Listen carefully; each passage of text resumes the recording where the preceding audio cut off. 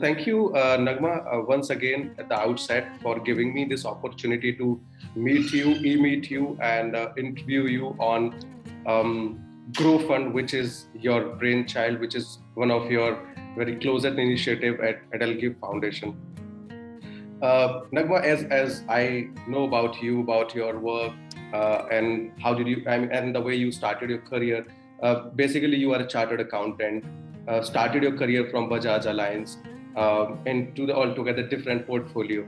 Now, I would start it from your personal journey, and then from transition from personal to the impact portfolio actually. So, if you can throw some light on your personal impact journey from that, the Bajaj Alliance to the impact portfolio. Yeah. No, thank you. Firstly, thank you very much for having me here. And thank you very much for the honor of also placing Grow with the respect that you are. To get down to my story, I was a very young chartered accountant. I was a chartered accountant and a master's. I was a CA by 21. I'd also completed my master's by 22. And I was my first job was this Bajaj Allianz General Insurance Company. So I definitely knew how to write exams. But once I started working, and I was placed under Mr. GB Ladda, who was a very prominent, respected figure in the Bajaj circle, and that was a priceless experience. However, I did begin to feel restless very, very soon. Today, after almost 10 years, I can say that I did not have purpose, because I found that all my knowledge, all my whatever acumen is there to finish tasks of the day, but what am I moving towards? So it did not really, work wasn't giving me joy. And again, it's a personal philosophy of life that if at the end of the day you don't feel that there's a value add that has happened, then we have to find what we are really value adding for. So I think I looked for purpose for a good 6-7 years before accidentally coming across Vidya Shah and hearing that she had created a foundation which was just 3 years old. And I had no background in the development sector. By then, I just knew that I didn't want to work in finance because it was very task-based, it was very process-based, and I was looking for people. And what do I do in the scheme of things and in the many things that happen in the world? EdelGive was this beautiful thought at that time. There was no CSR, there was no questions of FCRA, there was just charity. It was 2008 when EdelGive was born, and the idea was that let's give where is needed, and let's bridge the gap between corporate and non-corporate, and let's bridge the gap with skills, time, and money. So if you realize, the language is also non-development. It's very basic. It's just let's bridge the gap, let's connect corporate, non-corporate. So it was a very fresh thought. It was a very uncorrupted thought. And and I met Vidya, and I met the Edelweiss folks, and the intent was it came from basic decency, without trying to position that we knew more about the problems of the world than we really do. So that, I think, struck me big time. I myself was a novice, but that also became a big challenge. That all right, first I have to understand what this sector is all about, and then have to understand what EdelGive will do here, and then to understand what I will do in EdelGive. So it's been very, very interesting. I've completed 10 years just last week, and it started with me just doing field visits for 6 to 12 months. I was just on the road and I was just reading reports. And some things that struck me, one is that I thought I was from a humble background. I thought that I was a lower middle class child. And after seeing some of this country and some of the work that happens, I realized I am from privilege, and I have I come from privilege of immense value. The privilege of safe homes, the privilege of educated parents, the privilege of being placed in the school and colleges that I was, the privilege of knowledge. We don't understand how much changes because of the knowledge we have and we don't have. And I think everything that you see happening in EdelGive, somewhere at the core of it is that, yes, if we have crossed some major milestones because of the privilege of so many things we take for granted, how are we extending it through good structures to those who've not crossed so far? That's really about me. That's really interesting journey, and Naghma, you have seen that paradigm shift in the sector, in the development sector. I mean, you joined development even before what CSR Act was mandate and all. And I think I'm sure your experience now, I mean, your prior experience than the CSR Act. I mean, when the CSR Act was not there, I mean, that would have been certainly helping in terms of now spearheading and coming up with a lot of innovative initiatives like Grow Fund. Now, I'll certainly quickly jump on the Grow Fund. I mean, that's something really interesting. EdelGive Foundation has been doing phenomenal work since 2008, which has supported 150 plus organizations with the commitment of 350 crores with a strong focus on capacity building and scale. Now, and we see that last year, EdelGive Foundation has started Grow Fund. Now, my question is, what is Grow Fund? Where the idea came from? What is its journey since its inception? Yeah. So Grow Fund was conceptualized during COVID, but it's an idea that was in the making really for many years now. As someone who walked into the sector from the outside and also had a financial services parent, also promoters who understood structures, there were some things about the sector that really baffled me. One is that there are lakhs of NGOs operating, and as of last year we realized there are at least 100,000 NGOs operating in different parts of this country. But if you pick up any one of us who know the sector also, we can barely list 25, 30. And if you pick up anyone who doesn't know the sector, they may have 4-5 names in hand. So there is primarily a huge gap of information on what is the kind of work that India really is having served it, and where it's resting, and what really are the problems of this country. So the urban population don't know what the rural is going through. West of India doesn't know what is happening in east of India. Then how? So there is an information and an comprehension gap of the problems that plague India, and also the NGOs who are really doing some brilliant jobs, who we don't get to access very soon. That was a number one. Second is that the NGOs who are closer to urban areas and who are closer to Bombay, Delhi, Bangalore and such metros have access and get exposure to these funders who come from various interests. Most of the NGOs don't have that access, don't have travel budgets, don't have PR budgets or pitch budgets, and therefore that comprehension, the gap of information increases. So there's a huge connectivity gap. Third is that the problems that are there are not going to be ending by any one funder. Even if Bill Gates puts his entire wealth after a problem, even if even if we dedicate our entire life and money towards one problem, one entity, one person, one foundation can't do anything. And so when I saw small grants going to many places, there is a definite value for those of us who want to give small grants to NGOs, but there has to be a way in which funds can easily be deployed by NGOs who don't always need to travel and send 100 documents to 100 people to get little money. So there is a structural gap, and Grow is designed to fix the structural gap. I'll just pause here for your next question. Yeah. I mean that's quite interesting. But as you said, this Grow Fund is bridging that gap. Now my question is, how do these NGOs utilize that? As you certainly answered slightly this question, how do they utilize this fund? And also, who all are NGOs are the targeted NGOs which under this fund actually? All right, then let me explain the design of Grow. Grow is made for 100 NGOs. There was last year we opened the application. There was a 3-month outreach project in 22 regional languages, across the country, with 13 outreach partners to attract applications from different foundations. We had certain rules to the 100. One is no sector will be a priority sector. There will be a cap. Not more than 10% of the money will go to a sector. So we have 9 big sectors in Grow and a 10th that is made up of miscellaneous and those who didn't make big numbers. So it will be sector agnostic. Second is it will be geographically agnostic. So 25, 25, 25, 25 from north, south, east, west. So we will have the northeast, we will have the extreme north, extreme south. Rajasthan, everyone will be there. That was, and we got 2,300 registrations from across the country, and then started the process of filtering. And by January this year, we came to the final 100, and the list was released outside. Each foundation, each NGO will get 40 lakhs a year for 2 years.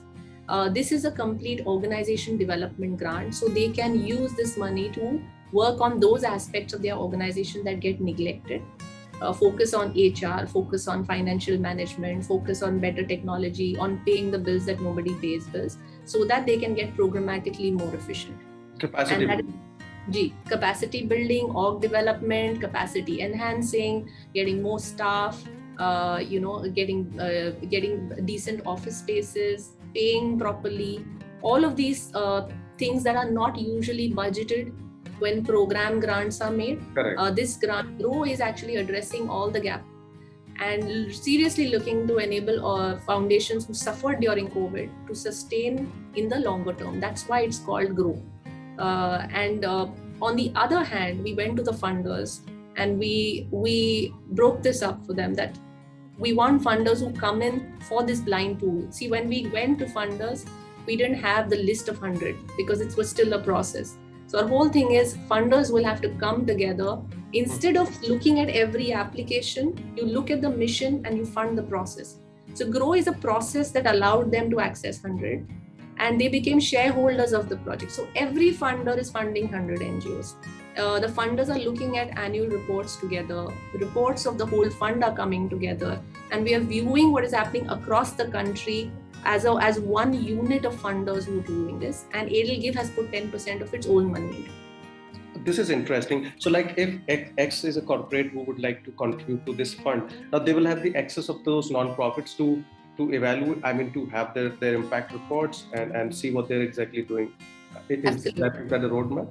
Yes, there is a report that goes to everyone. EdelWise itself is a CSR budget that we have applied. So this, yes, is a very CSRable fund, and everyone gets the reports that they have to get for FCRA, for CSR, and for Income Tax Act.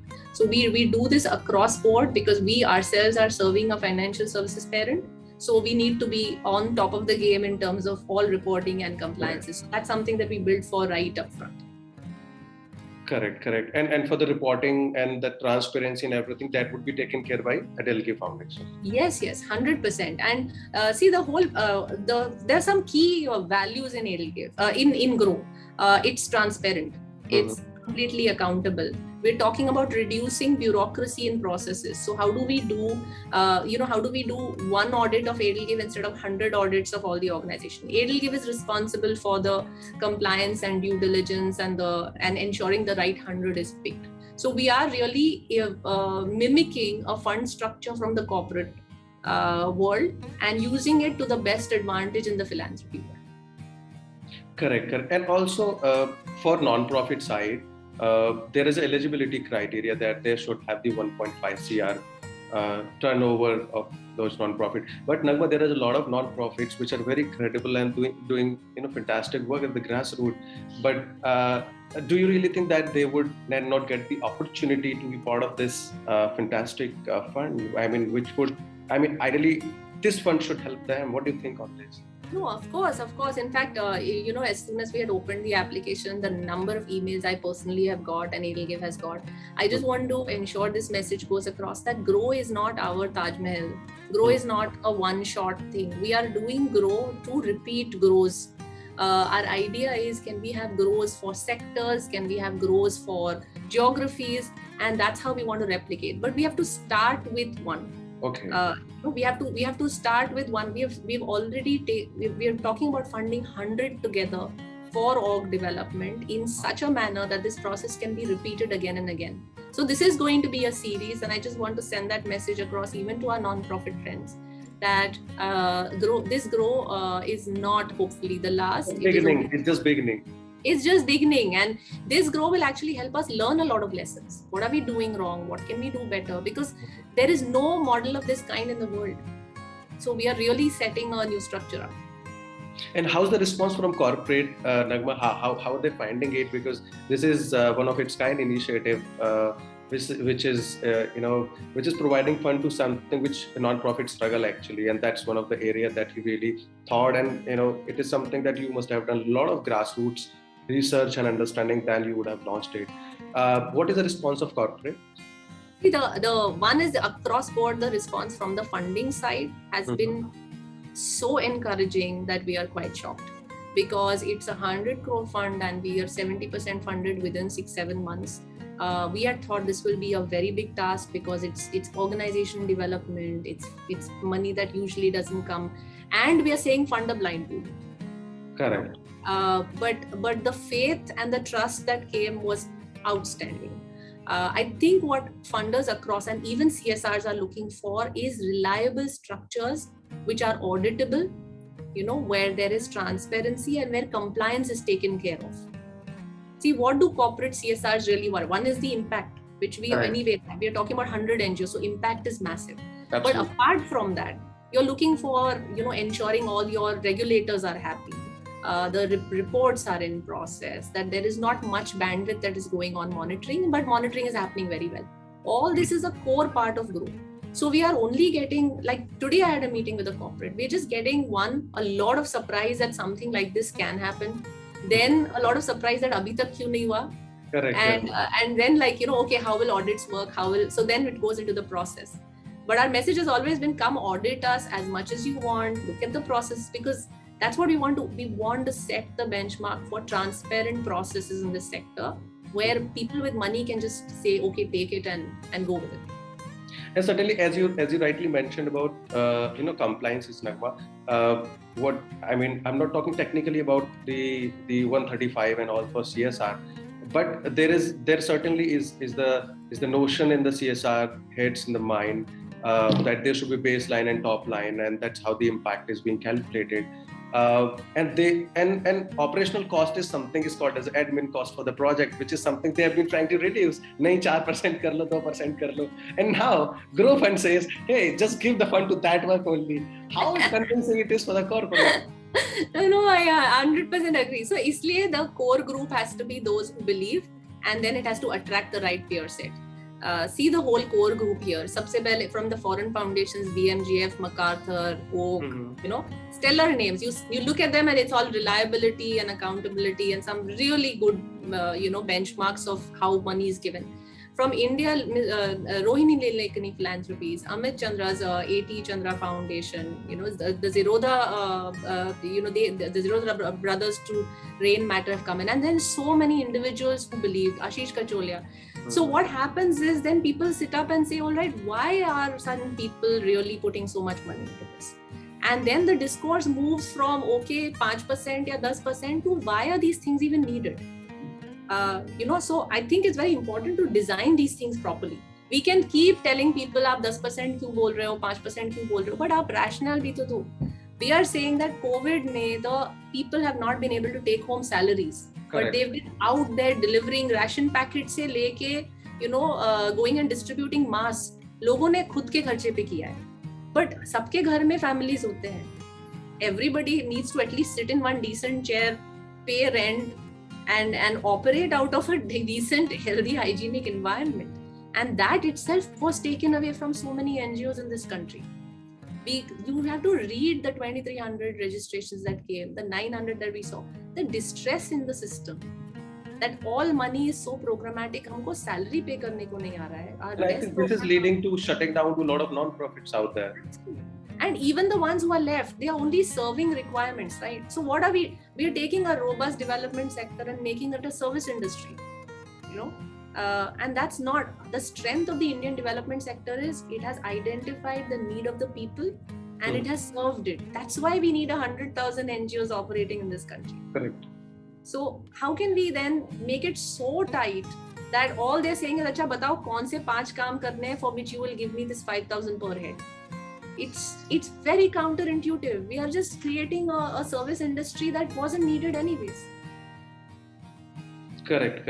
And how are we addressing this question, Naghma, when the CSR head is saying कि हम तो सिर्फ project को पैसा देते हैं, but ये तो प्रोजेक्ट नहीं है, इस तरीके से हम कैसे दे सकते हैं? We have this whole process vetted by Deloitte.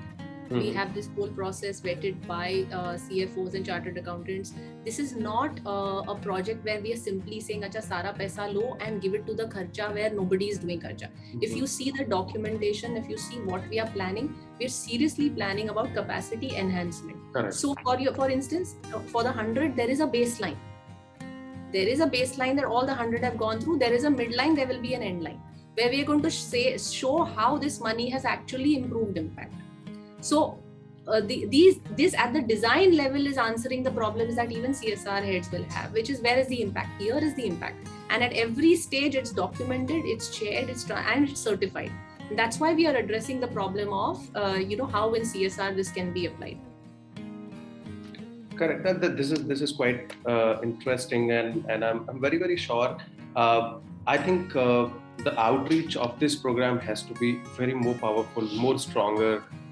We need to reach out to the more corporate, because this is very convincing to me. I have interviewed so many CSR heads and all these people, but a fund like this, I have never got an opportunity to understand about. I think that's why I was really very keen to understand what is this fund about. Though very superficial kind of an idea I really got, but this is very interesting. I mean, it is falling under CSR Act. It is completely a capacity building program, and it is enhancing and kind of a bringing the collaborative philanthropy in the picture. And Naghma, you really talk about the collaborative philanthropy. What is the future of collaborative philanthropy in India, in the global context? How it is shifting organizational agenda towards community development? All right, I'll answer it in two parts. One is collaborative philanthropy is the strongest I've seen now than, like 5 years ago. There was a very vague coming together. And I used to joke that 5 log coffee pee lete hain to collaboration nahi hota. No, it's collaboration is not what happens when you decide to work together. Collaboration happens if even after all the anger and angst and irritation and back and forth, you're still working together. Which means that you have to have a common purpose. So the second is collaborative philanthropy is not about pooled funds. Like if Grow was only about, ye lo 100 ikhatta kar diye, 5 se liya, 100 ko diya, that is pool funding. Collaborative philanthropy means what is your final purpose? Why is this money being given? What is the final agenda we're going? I think that is, in that sense, there is more awareness, there is more desire, and there is more curiosity about, okay, we want to collaborate, how? How do we do this? How do monies together? So whether it's in the way of blended finance or impact bonds, or whether it's in grants, we're seeing a lot more of it than ever before. Here there is an advantage and there is a danger. The advantage is when 5 people come together, they can do worth 50 people of work, because that's the power of money being thoughtfully applied. But if at this time we don't involve the NGOs who are working in the ground and hear from them their problems, what will happen is this money will just go and spray. Correct. And then we will go into the same spray and pray model. So in the designing of this, hearing from the grassroots workers and allowing for community-based organizations to have a voice is going to be important. And if we keep that as even as a representation there, we are going to do much better than we've done so far. Because people know what they want better than we do for them. Correct. So this is certainly, I think, very true, and that's how. And also, how easy and accessible. How you find that are people in India really okay for a collaborative philanthropy, or coming together, creating something for a common purpose, for a common goal? How are you finding it? It's definitely easier with international funders. See, for example, if we take the US philanthropic sector is very mature. There are tax breaks that make giving very profitable. Like giving is good, you get your tax breaks, and there is a culture of giving that is very embedded. You go on any website, you'll get all the transparent information there. So the environment has matured at a particular time. In India, we are moving towards it. Data is interspersed. There's no one place where I can find all my information. So there is a basic confusion even amongst the givers on one, what to give for, and then who to give to. So that is there, and therefore it becomes tough for 5 people to come together and say we will do this. So collaborative philanthropy is easier outside because there's been generations and decades that have put structures. Why is grow important in the structure it's putting? Because without structure, this faith, trust-based philanthropy also rests on good practices. Trust-based philanthropy is not cutting checks. Trust-based philanthropy means you trust that they will use it well, and the system is there to ensure it's being used well. In India, those structures are weaker than in countries in the West, and that's why the global North has always spoken. So as we get collaborative, we will have to in India keep some money aside on these costs, on making sure that NGO voices come up, or making sure giving becomes easier, and giving is transparent, that we are asking smart questions even about philanthropy. If 90%, 98% of my wealth I'm using very smartly, saying I will invest in the best stocks, I will trust my investment manager, I will trust my wealth manager, because there is a full process. SEBI is there, RBI is there, my own wealth management is there. In philanthropy, we will have to create them to give even the philanthropist faith that yes, if I put my money here, I don't have to really worry because it's going to be used well. And we have to invest in that infrastructure. Otherwise, Indian philanthropy will always be lagging a little behind. This is absolutely, and where do you see this in next 5 years going? How optimistic are you for the next 5 years in Indian context? I don't know about the world. My wish is that there should be at least 5 more grows from us. And anybody who wants to run a grow-like model, we are very happy to be with them. I want you to one day come and talk to me about how common it is and where is the next big idea coming. Correct. Till the point where you or anybody else talks to me and saying, "Oh, grow is such an interesting idea and we've never seen anything like this." Till that point, actually, I'm not very happy. Correct. Because there should be replication. There should be replication, big, size, small, big, different sector, different. If this can be replicated to suit the need, which is the money has to go where it needs to go, then I'm happy. So I'm optimistic because I know what we are going to do. And I'm also optimistic because everyone across board has been very supportive, very, very supportive. I'm also optimistic because in spite of being a very tough, ride in terms of, it's been the first, we don't have anybody else to look at.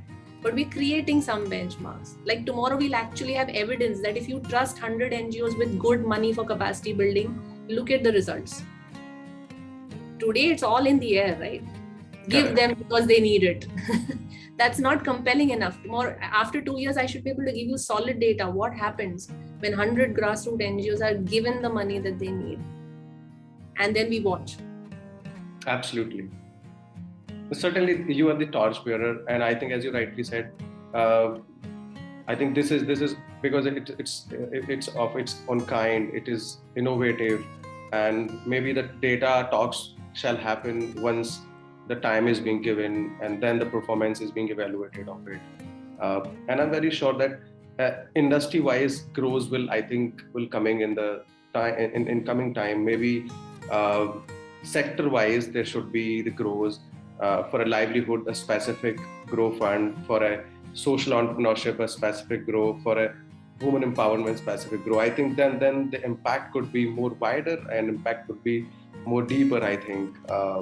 But yeah, I mean, the change has begun, and thanks for bringing such ideas to the nation, to the India. And I think this is the greatest job of nation building.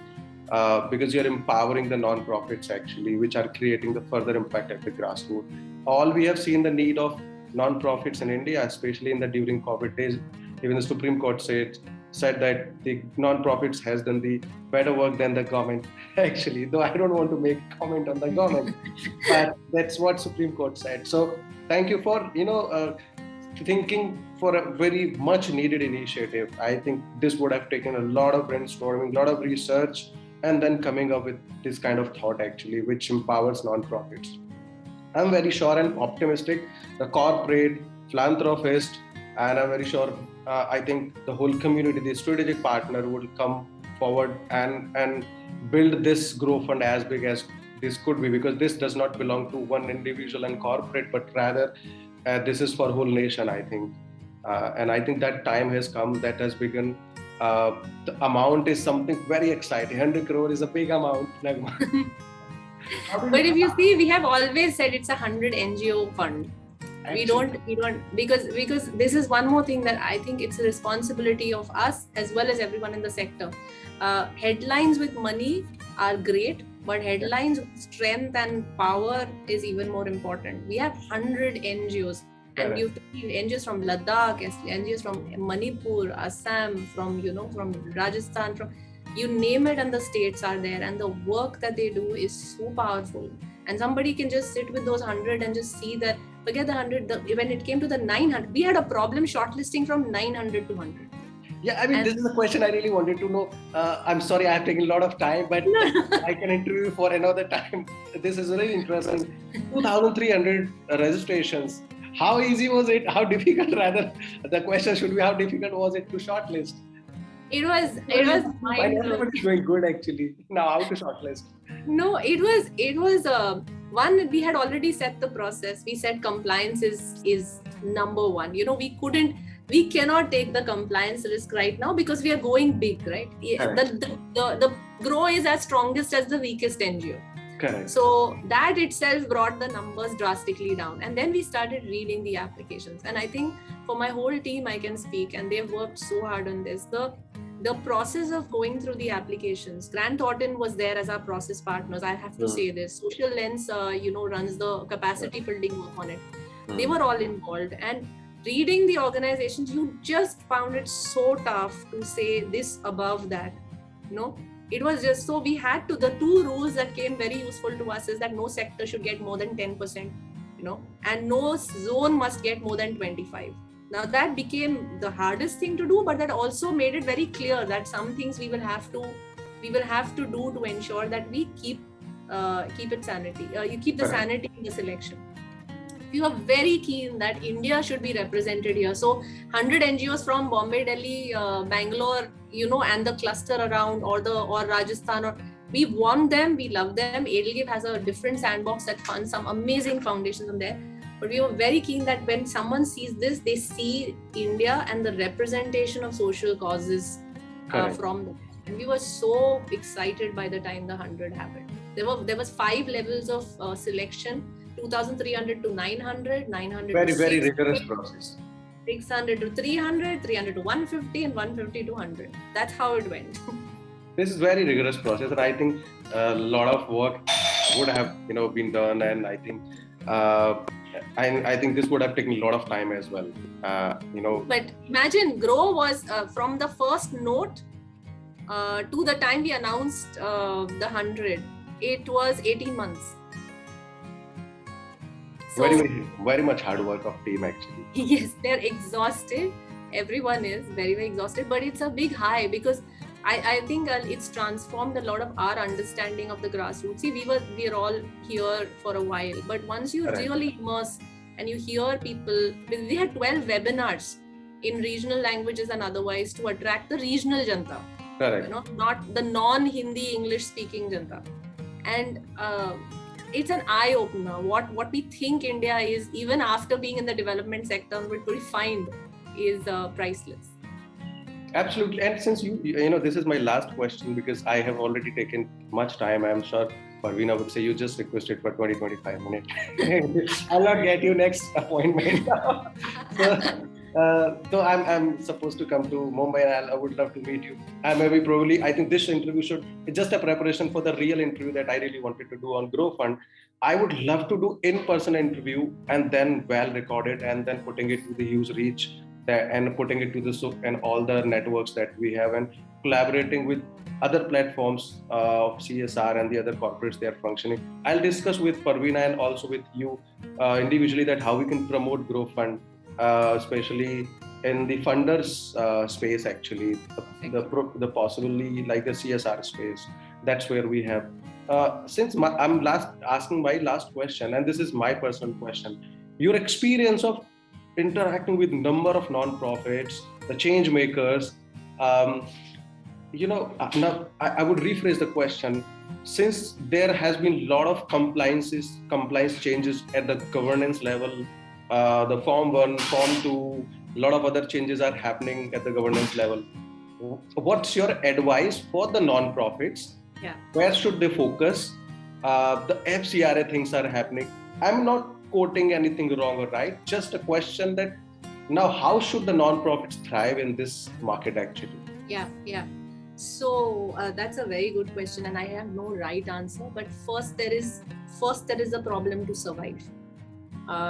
We had our compliance team had personal interviews with 100, and there is the overwhelming feeling that has come with CSR and FCRA, especially by teams who don't really understand, is very high. So first, it's important to understand what exactly is being expected compliance wise. I think many people are shying away from it. Like, humko nahi samajhta, so we are just going to do our work.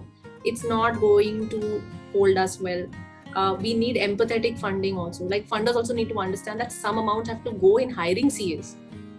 Every foundation now needs a CA who understands philanthropy and who understands, and they do not have the budgets for it. So it's important that funders keep aside those budgets, but it's also important that compliance become the number one worry, because it's an existential yes or no, right? You Correct. miss your deadlines for reporting, you miss your deadlines for returns, it's not going to work. So this is going to seem harder if one doesn't immerse oneself in it. So it's important. I would also suggest that in all budgets across even programs, a little percentage be kept for this. I know the funders will probably, have a different view, but I really think till we don't put it on the table as a cost that needs to be incurred, there's no negotiation on it, right? There's no discussion on it. But the non-profits will have to ask, and the funders will have to consider this, that there has to be budgets for compliance advisors and reporting, because it now is it's as important as running a program as well. There is no escaping it. And between the three acts, which is the Income Tax Act, the CSR Act, and the FCRA Act, we cannot afford to drop a ball. So either if your FCRA is very low and it is something, then giving up the FCRA certificate is not a problem, because then just focus on the Indian money if it's not really coming, so that you have one less worry on your head. But if that is a source, then dedicated servicing of the monies that come and the reporting is inevitable. And it has to be placed on priority with programs, as not as something that is worrying when the date comes. Correct. So this is interesting. I think this is the possible solution. The funders has to understand. They have to little liberalize the project admin cost or something, so that they can at least get some breather to look into it. I think. मैं तो इसको legal cost बता रही हूँ. I'm not even saying admin cost, because see, it will also relieve the funders, no? Correct. It's also going to relieve them, because then there is somebody sitting on their side who's appreciating the responsibility of compliance. See, in all the CSR departments, people are very worried about their own responsibility also. No? They are getting restrictive because, are the NGOs going to be able to serve it or not? So this is not an impossible conversation. I think there's willingness on both sides, but this topic is not something that's often discussed on the table. Correct. Very true. I think this is, and thanks for sharing your perspective. I think I would love to interview you in person one of these days, whenever in Mumbai. I think we can plan something in Mumbai. I really have a lot of questions, but I know that I have a limited time. I think I am missing asking you a lot of questions which might not be very related to grow, but maybe a lot of non-profits, because a lot of non-profits also would watch this interview. They really ask even us a lot of questions, that when you interview next, you should ask this question: what is this CSR exchange is going to do? How this RFE model is going to work? But I know this is not very relevant topic to this particular interview. Maybe it would take some other time, or maybe an in-person interview we can record and can share your views and your experience of mentoring a lot of non-profits, being their advisory, or while interacting, for the Grow Fund especially. But once again, our best wishes for launching such a phenomenal and great and outstanding initiative like Grow Fund. We would love to promote Grow Fund, because I personally feel, I think we may contribute our bit by promoting it, because it will largely empower a lot of non-profits in India. It's much needed fund and it is much needed initiative, Naghma. Thanks and congratulations for bringing it at that level. That 2,300 registration is a big number, honestly, at a very early stage of the fund. Thank you. Thank you so much for your kind words. We'll be very happy to chat. Certainly. Thank you. Thank you, Naghma. Thank you, Manoj. And Manoj, as you've requested, we'll definitely get back to you and try to see when can we do this in-person meeting, and we will connect with you. And in case any other information required, please feel free to reach out to Parveena and us. We will definitely get back to you. Certainly.